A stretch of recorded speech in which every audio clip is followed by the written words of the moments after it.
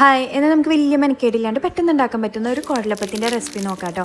അപ്പോൾ അതിനായിട്ട് മിക്സിയുടെ ജാറിലോട്ട് 1/4 കപ്പ് വറുത്ത അരിപ്പൊടി ചേർത്ത് കൊടുക്കുക. പിന്നെ ഒരു 1/2 കപ്പ് തേങ്ങ ചിരകിയതും 3/4 കപ്പോളം വേവിച്ച ചോറ്, ഞാൻ ഇപ്പോൾ സോന മസൂരിയുടെ ചോറാണ് വേവിച്ച് ചേർത്ത് കൊടുത്തത്. പിന്നെ ഒരു 3 വെളുത്തുള്ളിയും 5 ചുവന്നുള്ളിയും 1 ടീസ്പൂൺ ചെറിയ ജീരകം, ഒരു 1/2 ടീസ്പൂൺ ഉപ്പും കൂടി ചേർത്ത് വെള്ളം അല്പം പോലും ചേർക്കാണ്ട് തന്നെ നന്നായിട്ടൊന്ന് ഇതുപോലെ ഒന്ന് ക്രഷ് ചെയ്തെടുക്കുക. ഒരു 2-3 പൾസ് കൊടുത്തു കഴിഞ്ഞാൽ ഇതുപോലെ നന്നായിട്ടൊന്ന് മിക്സ് ചെയ്ത് കിട്ടും. ഇനി ഇതിലോട്ട് നമുക്കൊരു 2 ടീസ്പൂണോളം കറുത്ത എള്ളുണ്ടല്ലോ, അതും കൂടി ചേർത്തിട്ട് കൈ വെച്ചിട്ട് ഒരു 1-2 മിനിറ്റോളം ഒന്ന് കുഴച്ചെടുക്കുക. നല്ല സ്മൂത്താക്കിയിട്ട് നന്നായിട്ടൊന്ന് കുഴച്ചെടുക്കുക കേട്ടോ.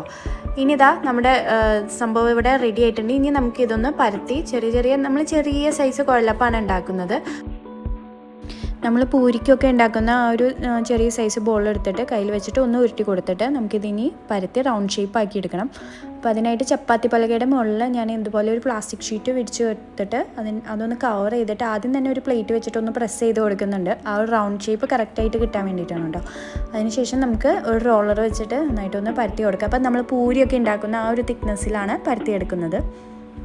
ഇപ്പോൾ ഇത് നല്ല റൗണ്ട് ഷേപ്പിൽ വന്നിട്ടുണ്ട്. ഇനി നമുക്ക് ഇതിൻ്റെ 2 സൈഡും ഒന്ന് ഒട്ടിച്ച് കൊടുക്കണം കേട്ടോ. ജസ്റ്റ് ഒന്ന് അമർത്തി പ്രസ് ചെയ്ത് കൊടുത്തു കഴിഞ്ഞാൽ അത് അങ്ങനെ കുഴൽ ഷേപ്പിൽ കിട്ടിക്കോളും.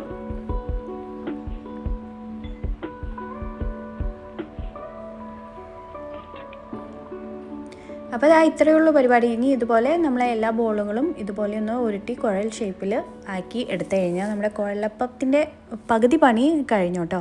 അപ്പോൾ ഞാനിതുപോലെ എല്ലാം ചെയ്ത് കൊടുക്കുന്നുണ്ട്. അപ്പോൾ എനിക്ക് ഈ ഒരു റെസിപ്പി കിട്ടിയിരിക്കുന്നത് ഇൻസ്റ്റഗ്രാമിൽ നിന്നാണ് കേട്ടോ.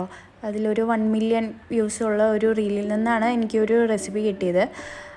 അപ്പോൾ സാധാരണയായിട്ട് കുഴലപ്പം നമ്മൾ ചൂടുവെള്ളത്തിലിട്ടിട്ട് പൊടി നന്നായി കുഴച്ച് അത് തന്നെ ഒരു പണിയാണല്ലോ.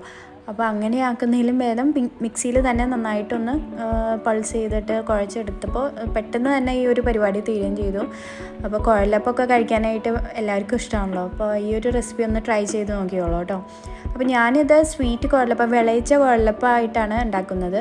അപ്പോൾ ഞാൻ 1/4 കപ്പ് അരിപ്പൊടി എടുത്തപ്പോൾ അതിൽ നിന്ന് എനിക്കൊരു 11 കുഴലപ്പമാണ് ഞാൻ ഉണ്ടാക്കിയപ്പോൾ കിട്ടിയത്.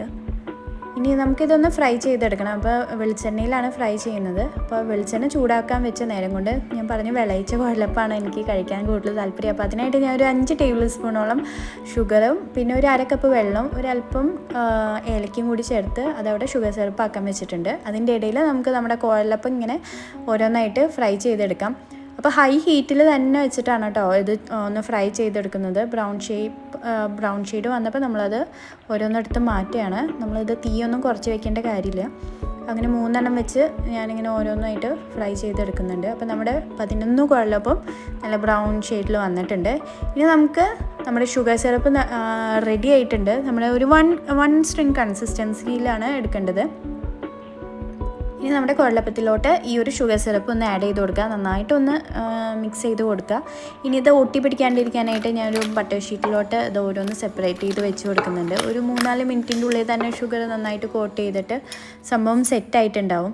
അപ്പോൾ വളരെ എളുപ്പമാണ് തയ്യാറാക്കാൻ. നിങ്ങൾക്ക് ഈ ഒരു ഷുഗർ സിറപ്പ് വേണ്ടാന്നുണ്ടെങ്കിൽ ആ ഒരു സ്റ്റെപ്പ് എന്തായാലും ഒഴിവാക്കാം കേട്ടോ, ഷുഗർ താല്പര്യമില്ല എന്നുണ്ടെങ്കിൽ. അപ്പോൾ കറക്റ്റ് കുഴലപ്പത്തിൻ്റെ അതേ രുചിയിലും ടേസ്റ്റിലും നല്ല ക്രിസ്പി ആയിട്ട് കിട്ടിയിട്ടുണ്ട്. അപ്പോൾ എല്ലാവരും ഈ ഒരു റെസിപ്പി ട്രൈ ചെയ്ത് നോക്കൂ കേട്ടോ.